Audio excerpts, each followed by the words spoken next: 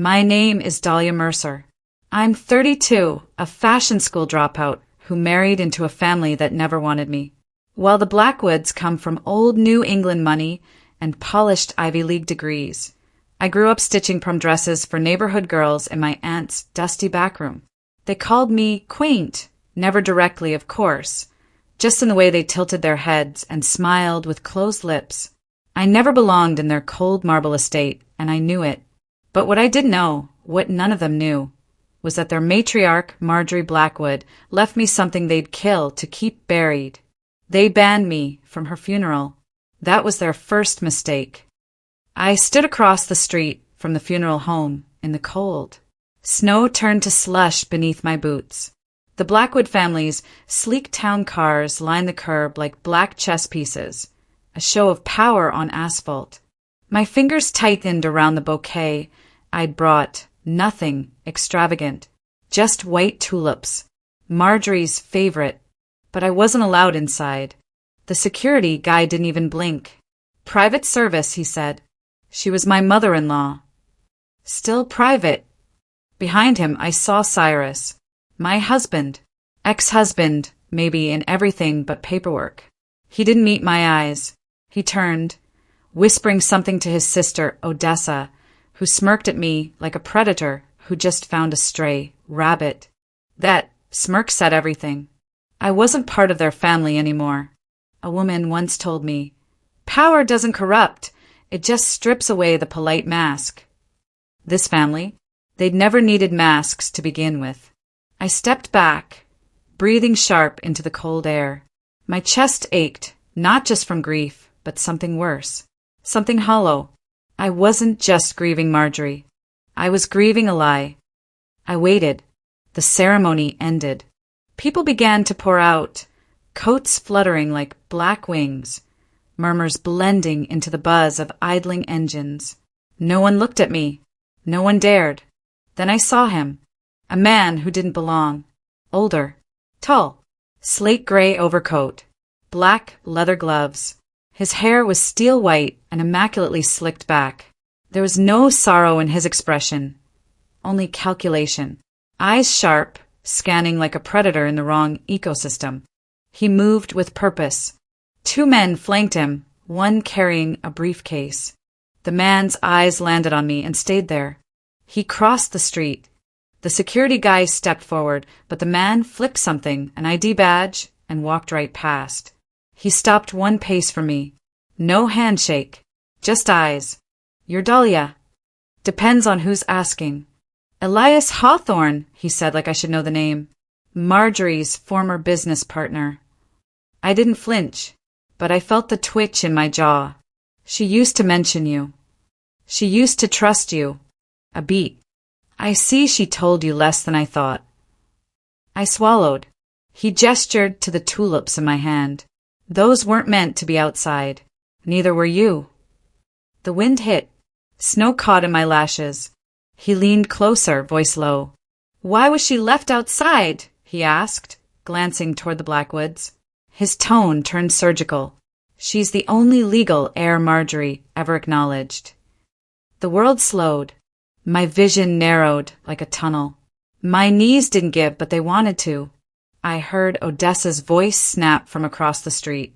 "Who told you to talk to her?" Elias turned his head, just enough to be heard.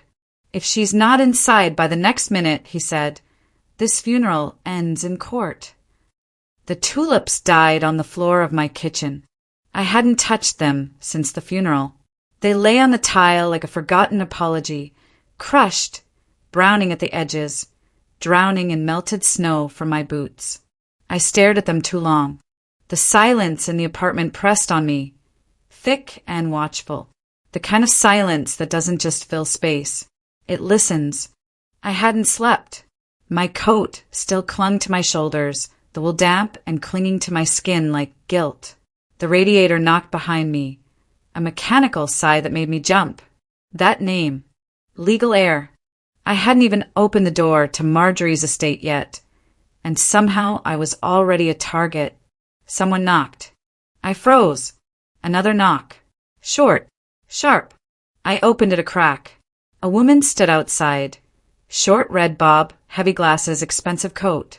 "Ruth Delgado," she said, flashing card. "I worked with Marjorie. At Hawthorne Partners." I stared. "Why are you here?" "She wanted you to have something," she said, "but I'm not sure you were ever meant to see it." She stepped inside without being asked. Ruth didn't sit. She walked the perimeter of my living room like it was an interrogation room, glanced at the tulips, smirked. "You weren't supposed to be at the funeral." Clearly, Elias has a tendency to stir things that were meant to stay buried. "What does that mean?" She turned sharply. "It means Marjorie trusted too many people, including you." I swallowed the insult. "So why are you here?" She pulled a thin envelope from her coat. Cream, sealed with red wax. Marjorie's seal. Ruth held it out. She wrote it 2 weeks before she died. Gave it to me in confidence. Told me to give it to you only if things went sideways. My fingers trembled as I took it. The seal cracked. The paper smelled faintly of her perfume. Lavender and ash. I read, "If you're holding this, I'm either dead or betrayed or both. Dahlia, I need you to listen carefully. They're watching. They're always watching. If anything happens to me, don't trust Cyrus. Don't trust Ruth. Go to Elias." My throat closed. She knew I whispered. She knew someone was after her. Ruth's eyes didn't waver. People imagine danger when they're dying. I looked up. She said not to trust you. Silence. The radiator clicked again. Ruth smiled, slow and flat. Of course she did. Cut. Later that night, I paced the hall of Elias's office building, tall steel, empty after hours. A janitor mopped at the end of the corridor, watching me in the reflection of the glass. Elevator dinged. Elias stepped out. Alone. "You read the letter?" I nodded. He motioned me inside. His office was minimalist, glass desk, 2 chairs, wall of city lights behind him. "She was scared," I said. "Why?" He didn't answer. Instead, he reached into a drawer, pulled out a thin binder, and slid it across the table. Inside, account statements, stock transfers, wire approvals, all under my name. But I never. "You didn't," Elias said. "Cyrus did." I flipped the page. Fake signature. Perfect match. Except for one thing, he used my maiden name. Mercer. I hadn't signed that way since the wedding. "You're saying he forged?" "Not just forged. He used your identity to transfer every remaining share in Marjorie's trust portfolio to an offshore account in Zurich." My stomach dropped. "That's fraud. That's felony." "But I never." "They don't care. You're the named beneficiary. The system doesn't care who clicked the mouse. It only cares whose name is on the paper." I couldn't breathe. Outside the window, city lights flickered like warning beacons. "I'm being set up." "Yes." Elias's voice was calm. Too calm. He turned his screen toward me. A paused video, security footage. Date: 3 days before Marjorie died. Cyrus, in Marjorie's room, holding her phone. "Let me guess." He said he was helping her update her contacts. Elias shook his head. "He was changing your email address in her notification list, replacing it with one he controlled." I felt like I was watching a crime scene unfold in slow motion. Everything tight inside me snapped. "What do I do now?" He stood, walked to the window. "There's something you should know," he said. "Marjorie made one last change to her estate plan before she died. She named you sole executor. She removed Cyrus. Completely. Why would she? She didn't trust him. Neither did she trust you." He turned. The pause stretched. Then he smiled.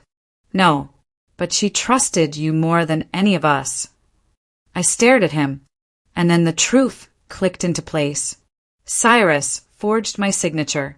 I was the legal heir, and someone wanted me out of the picture before the documents were read. If Ruth lied about the letter, what else is she hiding? It was after midnight when I left Elias's office. The city was sharp with wind. Somewhere across the river, a siren howled. A drunk stumbled past me near the train station and muttered something about ghosts in buildings. For once, I didn't think he was wrong. I took the long way home. Not because I wanted to be poetic. I was stalling. If someone's setting you up, you don't go home. You don't make yourself predictable. But I was tired. So tired. The kind of tired that makes you question what's worse, being hunted or never knowing you were. I barely made it 2 blocks from my building before I noticed a car. A black Cadillac. Windows tinted to obsidian. Parked on the opposite side of the street. Unmarked. Engine still warm. Headlights off. I kept walking. Didn't turn my head. 1 block. 2. My keys dug into my palm like teeth. Then it pulled out. Slow. Quiet. Didn't pass me. Didn't turn away. It mirrored me. Streetlight. Blink. Shadow stretched. My heart kicked harder. A voice in my head whispered, "This isn't random." I turned a corner. Ducked into the alley behind the bakery. The smell of burnt sugar and trash. The wind died here. Silence wrapped tighter. The car didn't follow. Instead, footsteps. Not rubber soles. Heels. A woman's silhouette emerged at the mouth of the alley. Tall. Thin. Coat like obsidian glass. I recognized her too late. Ruth. "Couldn't leave it alone, could you?" she said, voice slicing clean through the cold. I stepped back. "You lied to me." She smiled. "Everyone lies, Dahlia. The trick is knowing why. Did you forge my name?" "I don't need to forge. I just let men do what they think is clever." "And the email switch? That was you." "You were never supposed to find the letter," she said simply. I pulled out my phone. She held up a small jammer. No signal. Behind me, a second set of footsteps. Heavier. I turned fast. A man emerged, stocky, wearing gloves. My stomach turned to water. "You're not going to kill me in an alley," I said. "Too messy. Too obvious." Ruth smirked. "I don't need to kill you. I just need you to disappear long enough for the paperwork to finish processing." I took a step back. Then, headlights exploded across the alley wall. Brakes screamed. A third car. The man flinched. Ruth hissed, now. I ran. Adrenaline flooded. My boots slammed concrete. Heart in my throat. A door ahead. Rusted, cracked open. I dove inside. Cut scene. Interior. Storage building. Low ceiling. Smell of mold and metal. I slammed the door shut. Barricaded it with a broken stool. Shaking. Panting. In the dark, I fumbled through junk. Shelves. Boxes. Wires. Then I saw it. A dusty file box. Labeled in Marjorie's handwriting. Contingency. Hawthorne Mercer. My name. My fingers tore the lid open. Inside, photos. Documents. Bank statements. Notes in blue ink. But then I saw her. A woman. Photo paper yellowed, but her face sharp. Marjorie, younger. Standing next to Elias. Smiling. Holding something in her hands. A blueprint. Underneath, another file. Thin. Marked confidential. It had been opened before. Inside, a memo. Typed. Stamped. Hawthorne Partners letterhead. Subject. Offshore transactions. Mercer identity use. Authorization disputed. A line jumped out. Subject expresses knowledge of unauthorized access. Escalation likely. Surveillance advised. Then something handwritten across the bottom. She's the weak link. The word, she was circled 3 times in red ink. I didn't feel my legs give, but I found myself sitting on the cold floor, breath shattered, documents in my lap like shards of glass. A memory surfaced. Marjorie, months ago, at dinner, her hand brushing mine, her voice low. Sometimes the only way to fight fire is to light the match yourself. Back then, I thought she meant dealing with Cyrus. Now I realized. She meant me. The door creaked behind me. I turned and saw Elias, eyes locked on mine. His voice came quiet like smoke. You weren't supposed to find that. The morning air was sharp, slicing through my coat like a knife. The city slept under a thin layer of frost, but my mind was wide awake, spinning. Every step toward my mother's funeral felt heavier than the last. I kept reminding myself, trust is a weapon. Use it carefully. I arrived at the church. The lines of mourners were neat. Hats tipped, black suits, polished shoes. They didn't know me. My in-law had ensured it. The security guards at the entrance gave me the same cold, impassive stare. You're not on the list, one said. His hand hovered near the metal detector wand. I swallowed hard. I have to see my mother. She was my life. My voice cracked despite my effort. He shook his head. Firm. Final. I felt a nudge at my elbow. Someone small, quick, familiar. Dahlia. It was Mara, my mother's old assistant. Eyes darting. Hands shaking with a folded envelope. You need this. Now. I didn't ask. I took it, sliding behind a pillar. The paper was thick, stamped official. A last-minute memo from my mother's boss, an old man named Nolan Hawthorne. She's not to be stopped. Let her in. You'll understand. The words didn't sink in before the first man in a black suit approached, frowning. Elias. He was calm, dangerous, like a shark cutting through water. You shouldn't be here, he said. Smooth, like honey laced with venom. I held up the envelope. Her boss said. He laughed, low and dangerous. You always read the wrong lines. I didn't back down. He advanced. Footsteps echoing. Each step measured. Calculated. High stakes, I reminded myself. Every move has a cost. Why is she helping me? I whispered, more to myself than Mara, who had disappeared into the shadows again. Because she knows, I said.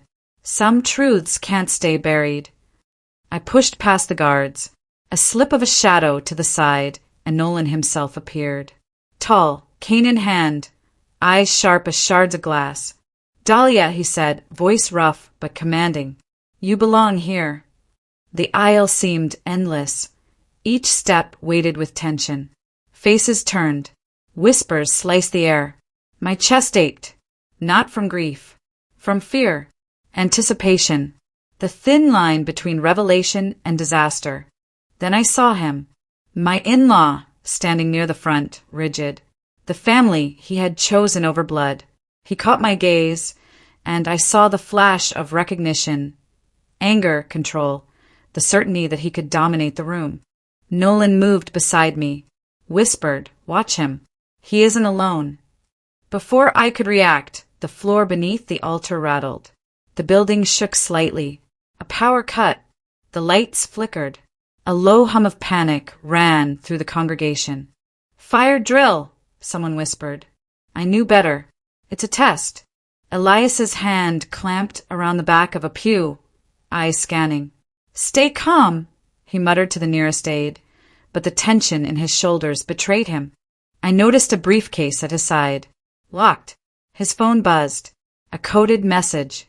He checked it, fingers trembling ever so slightly. Something snapped inside me. Now or never. I slipped past the confusion, moving toward the back office of the church. The doors were locked. I yanked at them. Locked. A shadow moved past the window. Slow. Intentional. I pressed my eye against the glass. Nolan's warning returned. Someone's always watching. A second later, the door clicked. A hand on the knob. Not mine. Not a friendly hand. Mara appeared again. This way, she hissed. I followed. Silent. Fast. Cut the corner. The back hallway led to a small office overlooking the main hall. Through the blinds, I could see Elias confronting Nolan. The two men exchanged words, soft enough not to be heard, sharp enough to cut the tension like glass. Then a slip. Elias raised his hand, signaling someone. A phone. Someone behind him. I glimpsed movement. A man in a courier suit, briefcase. He carried something small, metallic, dangerous. Mara tugged me back. They're moving her assets. Your mother's will. If you don't stop this. I didn't need to hear the rest.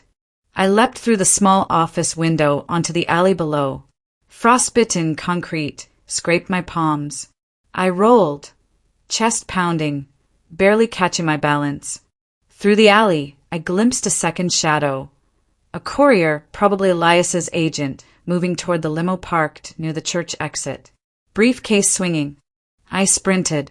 Adrenaline pure, raw. Every second counts. Every move could be the last. I tackled the man, twisting the briefcase from his grasp. It hit the ground with a sharp metallic clang. Documents spilled. Gold-stamped official. My mother's life in paper form. He lunged, hands grasping for me, but I kicked hard and shoved him into a dumpster. I snatched the case and ran. Sirens in the distance. Not close enough. Not yet. I could hear Elias shouting from above, but the words didn't register. Only one thought burned in my mind. I will not let him take her from me again. A car, door slammed. Tires squealed. Someone pursued. I looked down the street. Dead end. And then I heard Nolan's voice in my earpiece. Dahlia, trust your instincts. He's not your only enemy. I froze. From the shadows, a figure stepped forward. Cloaked, hands gloved. Not Mara. Not an ally. Eyes narrowed. And then, you took what was mine. The rain-slicked streets glimmered under the neon signs, reflecting every movement, every shadow.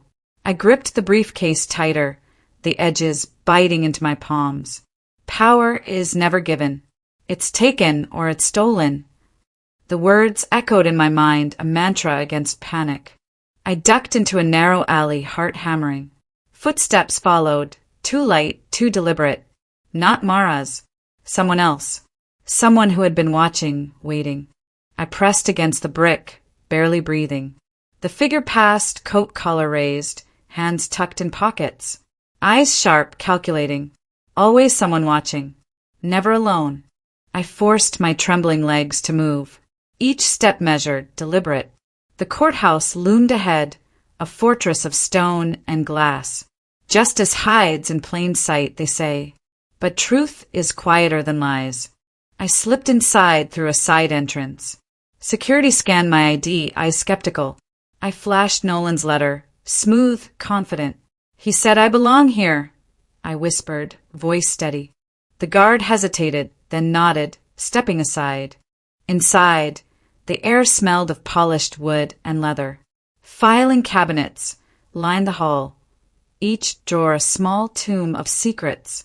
I knew my mother's last will was here, somewhere, and Elias would stop at nothing to erase it.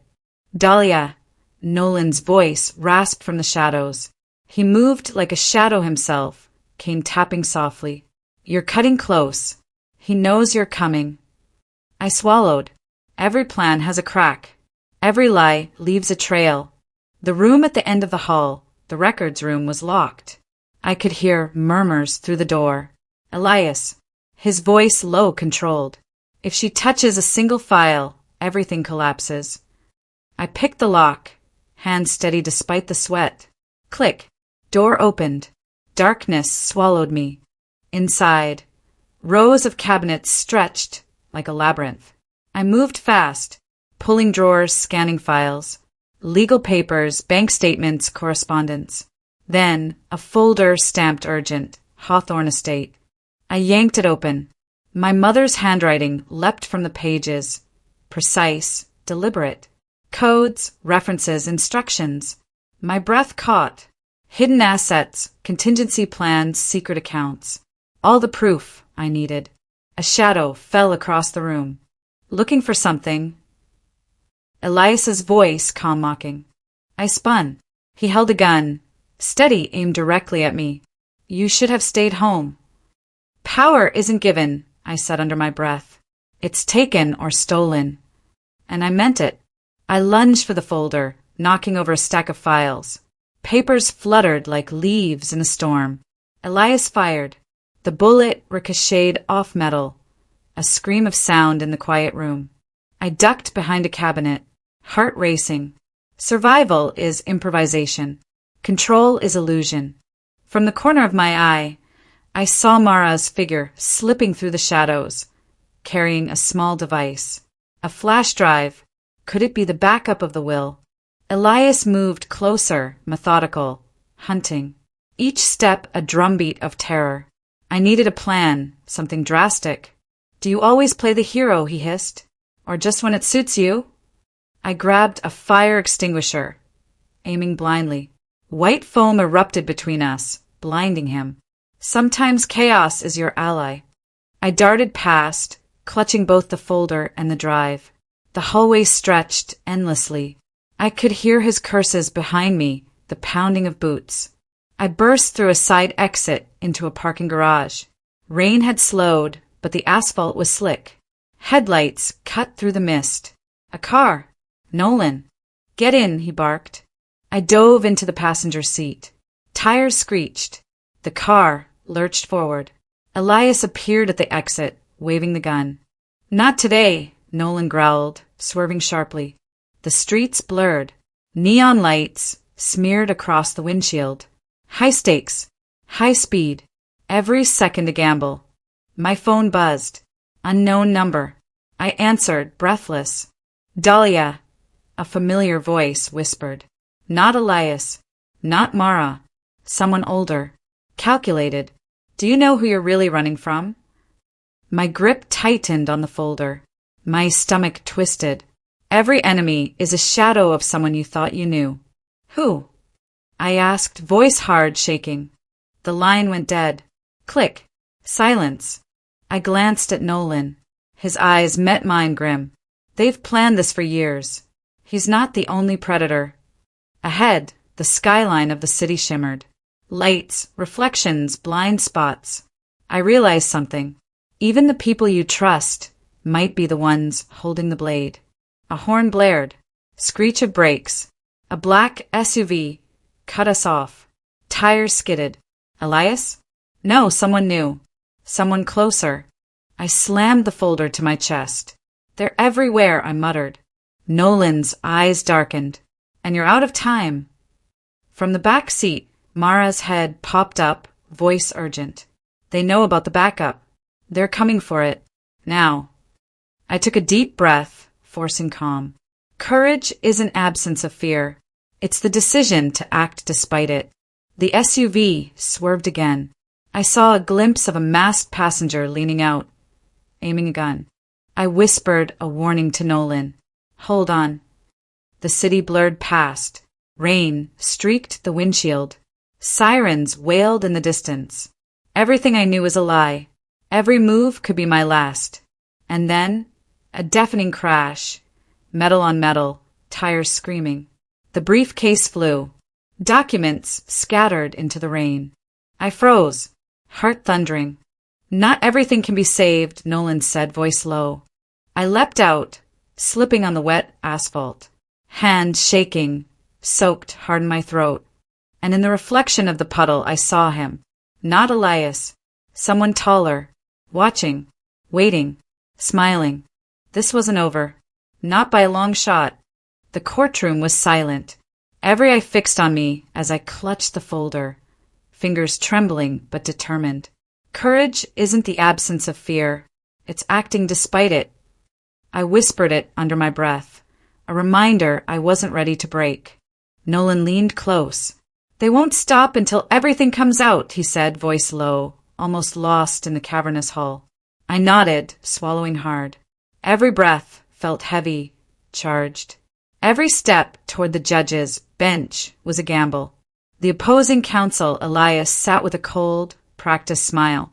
His eyes flicked to Mara, who hovered near the side, holding the flash drive like a lifeline. I had never seen him so calm, so certain, but certainty had a way of crumbling. Miss Hawthorne, the judge began, voice stern. You may present your evidence. I exhaled slowly. the air tasting like anticipation and rain-soaked streets. I opened the folder, revealing my mother's hidden documents, each line a revelation. The contingency plans, the secret accounts, the notes detailing years of manipulation. All there. Every piece a puzzle falling into place. Elias's jaw tightened. His assistant shifted nervously. Power is a mask worn by the ignorant and the desperate, I thought. And now it's slipping. I uploaded the backup from Mara's drive to the court system. Screens flickered. The will, the secret communications, the financial manipulations, visible to everyone. Gasps punctuated the room. Journalists scribbled furiously. Truth is louder than deception. You see, I said, voice steady despite my pounding heart, all secrets have a way of reaching daylight. Even the darkest corners cannot hide forever. Suddenly, a commotion erupted at the back. Security rushed toward a man in a suit, the masked figure from the parking garage. Another layer of the conspiracy. Elias's smirk faltered as the man's identity was revealed. Gregory Hawthorne, the estranged cousin, the true mastermind behind the estate manipulations. The court murmured. Shock. Betrayal. The pieces clicked. Not every villain wears the obvious face. Gregory's arrest was swift. The masked gunman, the threats, the SUV blocking our escape, it had all been him. Everything Elias had done was just smoke. Smoke to hide the fire burning behind closed doors. Mara exhaled, finally letting herself lean against the wall. I didn't trust him, she said, but I didn't know it was that deep. I glanced at Nolan. It's never just one person. It's a chain. Every link matters. The judge's gavel hit. Silence. Then, the court acknowledges the authenticity of Miss Hawthorne's evidence. The estate and its assets will be returned as per the documented will. Protective measures will be implemented immediately. I felt a weight lift off my shoulders, but even as relief washed over me, I knew the world had shifted. Nothing could ever be the same. Trust would always carry scars. Even victory leaves a shadow. Outside, the rain had stopped. The city sparkled under the early morning light. Mara stood beside me, silent. We watched the streetlights reflect off puddles. You did it, she said finally. I smiled faintly, though the exhaustion ran deep. We did it, because we refused to be invisible. Nolan approached, handing me a small envelope. From your mother, he said. She anticipated this. Inside, a note. Strength is forged in fire, and clarity comes from shadows. Use it wisely. My fingers trembled as I read the words. Every danger, every betrayal, every heart-stopping chase had led to this moment. A car pulled up. Elias was being taken into custody, grimacing, defeated. Gregory, handcuffed, kept silent, his eyes avoiding mine. The city thrummed around us, alive and indifferent. I realized then that surviving wasn't about being the fastest or the smartest. It was about knowing when to act, when to trust, and when to let go. Life doesn't forgive mistakes, but it rewards courage. Mara nudged me. So what now? I looked out at the skyline, sunlight glinting off steel and glass. Now, I said, voice firm, we rebuild. Not just the estate, not just what was stolen, but ourselves. I inhaled the crisp air, letting it fill my lungs, letting the tension finally ease. And we never forget, I added quietly, almost to myself. The ones who thought they could control us underestimated the smallest, quietest voice in the room. A breeze lifted the edges of my mother's note. I held it against my chest. Even the youngest can rise, I murmured. Even the overlooked can wield truth as a weapon. For the first time in months, I felt a genuine smile. Fear had shaped me. Betrayal had sharpened me. But justice, hard, messy, painful, had freed me. And as I stepped toward the courthouse doors, ready to reclaim my life, I knew one thing. Survival wasn't enough. Understanding, courage, and integrity, that was what truly endured. The city hummed. The rain had gone, but the lessons would never fade.